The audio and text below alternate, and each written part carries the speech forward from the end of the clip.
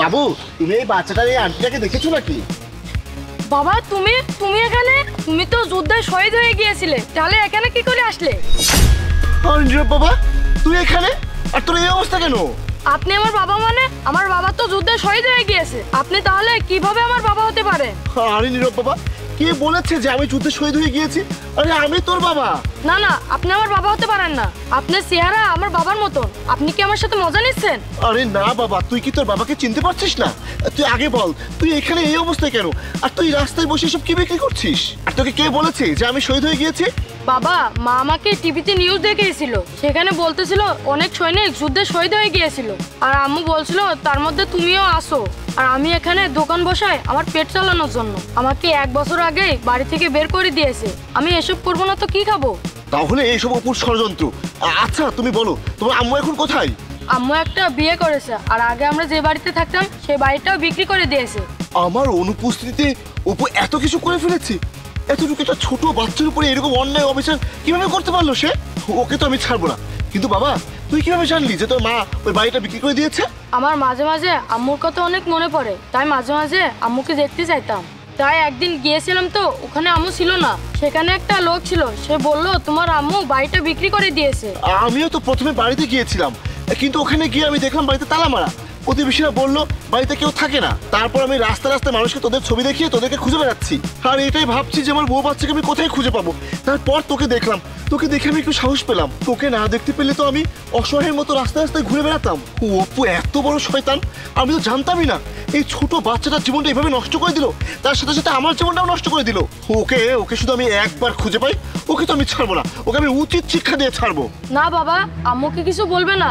আম্মু অনেক ভালো, আম্মুই তো আমাকে এই দোকানটা দিয়ে দিয়েছে। মাঝে মাঝে আমার সাথে দেখা করতে আসে, আমাকে টাকা পয়সাও দিয়ে যায়। ভালোবাসা? আরে ওইসব তো নাটক। তা না হলে তুই নিজেই দেখ, তোর বাবা কি মরে গিয়েছে আর তোকে সেটা বলেছে? তোর বাবা নাকি মরে গিয়েছে এই কথা তোর আম্মু তোকে বলেছে। কিন্তু দেখ আমি এখন তোর সামনে কিভাবে আসলাম। তোর মা তো তোকে মিথ্যা কথা বলেছে। আর তোর মা যদি তোকে সত্যি সত্যি ভালোবাসতো তাহলে তো সে ওই বাড়িতেই থাকতো। আর সে যেখানে থাকতো তোকেও সেখানেই রাখতো, তোকে এভাবে রাস্তায় ফেলে রাখতো না। তোর মা তোর সাথে ভালো মানুষ হওয়ার নাটক করে, যাতে তুই তাকে কোনো বদদোয়া না দিস, যাতে কোনো অভিশাপ না করে ফেলিস। সত্যি বাবা? হ্যাঁ, তাহলে তুই একবার ভেবে দেখ, আমি তো বাবা আর আমি তোর সামনেই আছি। তোর মা তোর ভালোটাও দেখেনি, আমার ভালোটাও দেখেনি, শুধুমাত্র ওর নিজের স্বার্থের জন্য আমাদের দুজনের জীবনটা নষ্ট করে দিল। তোকে এইভাবে এই ছোট বয়সে এভাবে রাস্তায় ফেলে গেল। বাবা, আম্মু আমার সাথে 2 দিন আগে দেখা করতে এসেছিল আর বলেছে আজকেও আসবে। তুমি কোথাও লুকিয়ে পড়ো, তারপর তামাশা দেখো। আচ্ছা ঠিক আছে।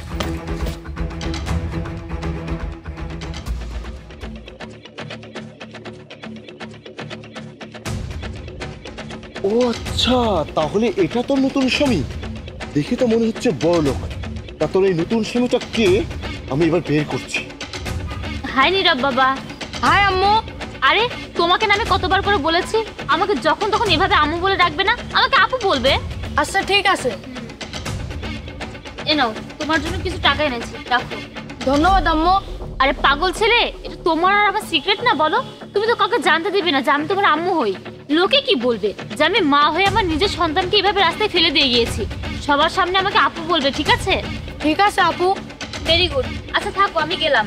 এই টাকা দিয়ে দোকানের জন্য নতুন কিছু জিনিস কিনে নিও, ঠিক আছে? আরে এত জলদি কিসে? একটু দাঁড়াও, আমার সাথে তো একটু দেখা করে যাও। জাহিদ, তুমি এখনো বেঁচে আছো? তার মানে তুমি এখন শহীদ হওনি?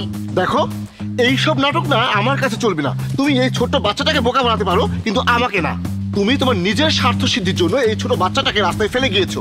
তুমি আমার জীবনটাকে নষ্ট করে দিয়েছো। আরে অপু, তুমি তো বলেছিলে তোমার স্বামী মারা গিয়েছে, আর তোমার স্বামী তো এখনো বেঁচে আছে। তার মানে তুমি আমাকে মিথ্যা কথা বলেছিলে। আর তুমি আমার থেকে এত বড় সত্যি কেন লুকিয়েছিলে অপু? ও আচ্ছা, তার মানে ভাই সাহেব আপনাকেও ঠকিয়েছে। আপনিও সত্যটা জানতেন না? আমি তো ভাবতাম শুধু আমাকেই ঠকিয়েছে। তা না, এখন তো দেখছি আপনাকেও ঠকিয়েছে। শোনো অপু, তুমি যা করেছো একদম ঠিক কাজ করোনি। তুমি যদি শুধু আমার সাথে অন্যায় করতে আমি মেনে নিতাম, কিন্তু না, তুমি এই ছোট বাচ্চাটার সাথেও অন্যায় করেছো। তাকে তুমি রাস্তায় ফেলে গিয়েছো। আমি তোমাকে কখনোই ক্ষমা করবো না। তোমার এই কর্মের উচিত শিক্ষা আমি তোমাকে দিব। আমি তোমাকে এমন কেচে ফাঁসাবো, তোমাকে সারা জীবন জেলে পচে মরতে হবে। তারপরে তুমি বুঝতে পারবে কত ধানে কত চাল। বড়লোক ছেলে পেয়ে তুমি তার কাছে চলে গিয়েছো। আরে আমিও তো খুব একটা কম বেতন পেতাম না, তুমি বলো। যা পেতাম তাতে তো আমাদের সংসারটা ভালো মতোই চলে যেত। শুধুমাত্র কিছু টাকার লোভে তুমি আমাদেরকে ছেড়ে তার কাছে চলে গেলে।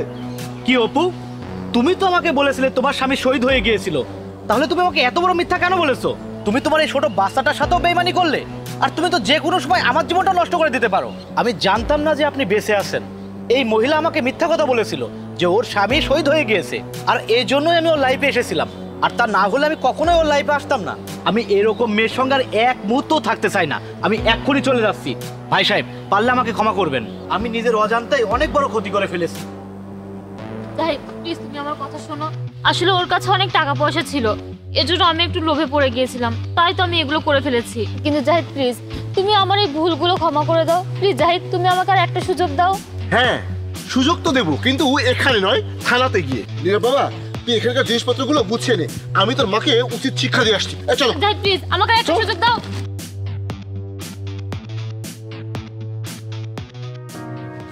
বাবা চলে এসেছো তুমি? মাকে শাস্তি দিয়েছো তো? হ্যাঁ, তাকে তার কর্মের উচিত শিক্ষা দিয়ে এসেছি।